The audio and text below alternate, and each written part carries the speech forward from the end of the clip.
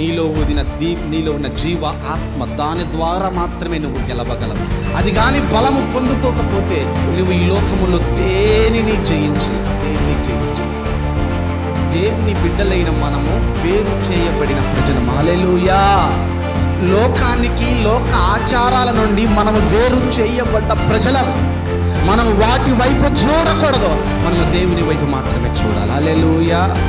ఎప్పుడైతే మనము ఆత్మతోటి ప్రార్థన చేయటం ప్రారంభిస్తామో దేవుడు కార్యము చేయటం మొదలు పెడతా. ఆమేన్.